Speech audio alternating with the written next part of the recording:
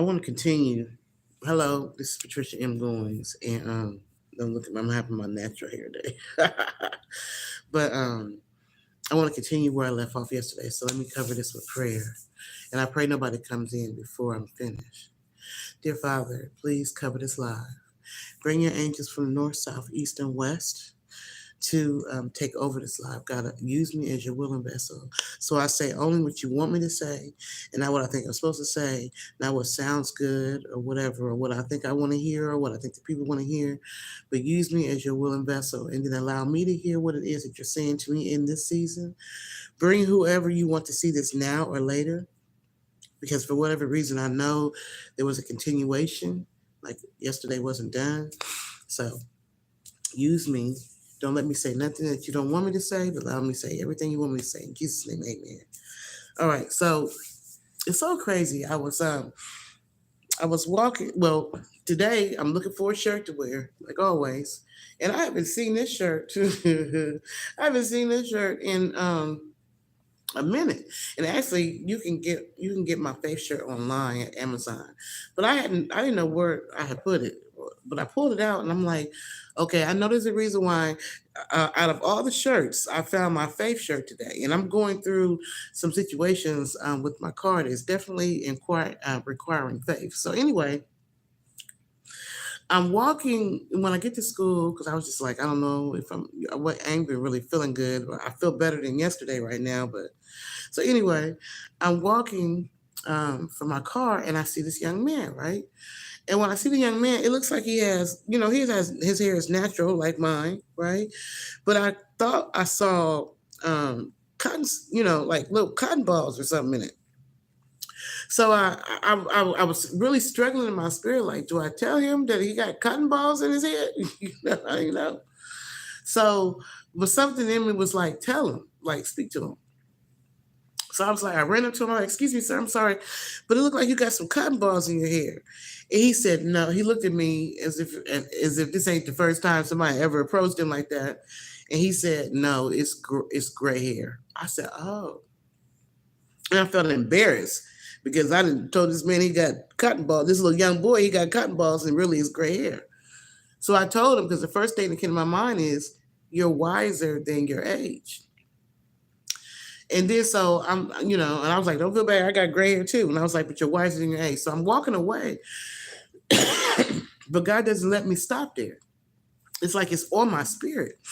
And so I turned around to him and I said, you are wiser than the children your age or the young people your age. Like there's wisdom in you. There's knowledge. You're above, the children that are in your same age range. And he started smiling. And he was like, yeah, I forget what he called it, but he said, I'm a dual major. I'm a dual thing. Like he was going to high school, but then he was taking college credits. And I was like, yes. I said, I feel that. Like I felt that. And I was just like, I just went ahead to say other things to him that the Lord put on me. And then and he was just like, thank you so much, and it made his day. And I figured to myself, he's probably going to remember me because, you know, but it made me say, what, God is giving his children different gifts in this season. Like he's heightening his gifts, because I just felt that on that young man, and I had never seen him before. I didn't know nothing about him. In this season, whenever God gives you something, you're going to have to trust him. And anything that's requiring you, like if God is giving you something or he's giving you a promise or something, you're going to have to stand on your faith, hence the shirt, faith, right?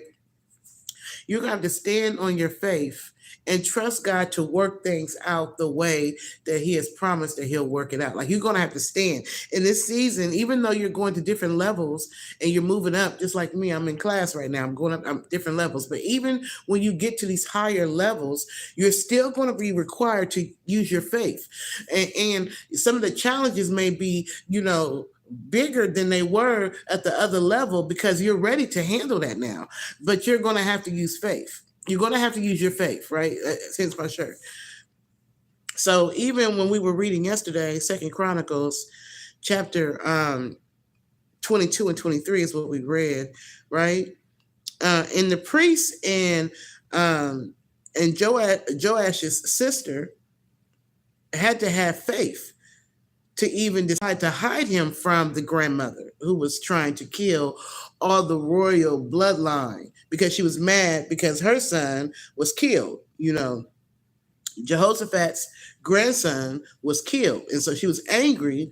And so she wanted to stop any royal bloodline from being able to continue to rule or be king over Judea, right? But God had already laid a promise that one of David's ancestors or descendants, would always be king. So, but they had to have faith and believe in that. And so they hid this baby, right? Because it was the only male offspring left because all the other people had been killed. This offspring was the only one left.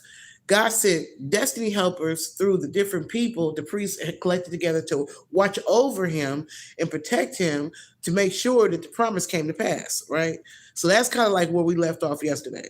And for whatever reason, I grabbed my Bible this morning and I just felt like I needed to read 24. Because I feel like in this season, we have to remember that, faith ain't always easy. It's not always easy to have faith, especially, if your reality is saying something different. But you got to stand on the promise. And then you just trust God to lead the way. And when you trust God to lead the way, he promised that he said, I'll never leave you nor forsake you. So after you pray, whatever decision you end up making will be the right decision because you prayed and you asked God, you stood on your faith, you prayed and you asked God for direction, and he's going to let you know what to do, how to do it, or he's going to turn things in your favor so that the promise will still stand. So anyway, so here we are. And I'm sorry, y'all, if I'm not the best with reading this stuff, but y'all can read along with me if I stumble and stuff, so it's more clear to you. But sometimes I have to read over it again so I can understand, because I'm really trying to understand. That was why I asked God to give me a Bible that I could understand. But I still get tongue-tied with the names. Anyway, chapter 24, 2 Chronicles chapter 24. Young Joash, influenced by Jehoiada, or Jehoiada. Y'all know I get tongue-tied with these names. So I'm just going to say Joash. All right. So anyway, Joash was 7 years old when he became king, and he reigned for 40 years in Jerusalem. His mother's name was Zabiah from Beersheba. Joash did what was right in the sight of the Lord all the days of Joiada the priest, his uncle. Joiada took 2 wives for him and he fathered sons and daughters. Now it came about, because it says faithless priest, because my things breaks it up. So it says faithless priest. Now it came about after this that Joash decided to restore the house or the temple of the Lord. He gathered the priests and the Levites and said to them, go out to the cities of Judea and collect money from all Israel to repair the house of your God from year to year, and see that you do it quickly. But the Levites did not act quickly. So the king called for, I guess it's Joiada, the high priest, and said to him, why have you not required the Levites to bring in from Judea and Jerusalem the tax for the tent of the testimony, which was authorized by Moses, the servant of the Lord and the servant of the assembly of Israel?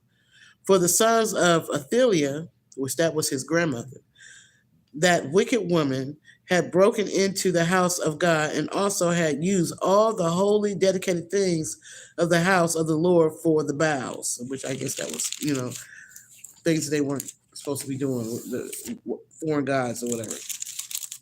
So here we are, 2 Chronicles chapter 24, verse 8. It says temple repaired. So at the king's command, they made a chest and set it outside by the gate of the house of the Lord. Then they made a proclamation in Judea and Jerusalem to bring in for the Lord the tax that Moses, the servant of God, imposed on Israel in the wilderness. All the officers and all the people rejoiced and brought their tax and dropped it into the chest until they had finished and the chest was full. It came about that whenever the Levites brought the chest to the king's officials, and whenever they saw that there was a large amount of money, the king's secretary and the chief priest representative would come and empty the chest and take it and return it to its place. They did this day after day and collected a large amount of money. The king of Joash gave it to those who did the work of the service of the house of the Lord, and they would hire masons and carpenters or craftsmen, and also those who worked in iron and bronze to repair and restore the house of the Lord. So the workmen labored, and the repair work progressed in their hands, and they restored and organized the house of the Lord in accordance with his specifications and strengthened it.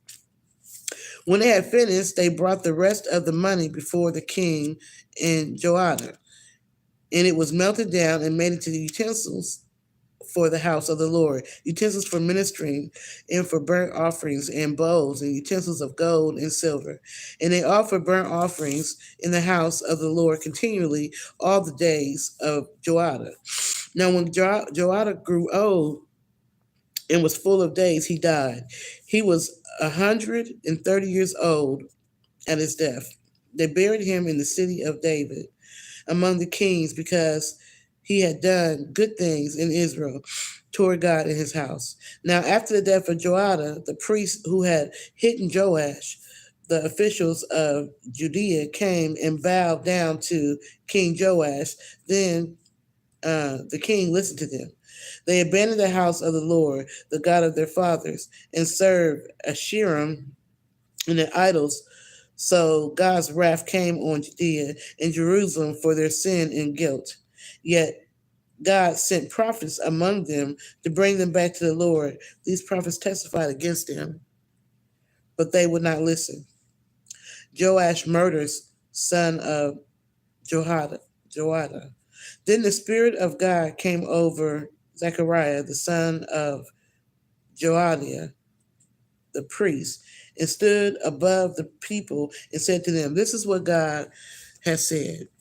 Why do you transgress the commandments of the Lord so that you cannot prosper? Because you have turned away from the Lord. He has also abandoned, turned away from you."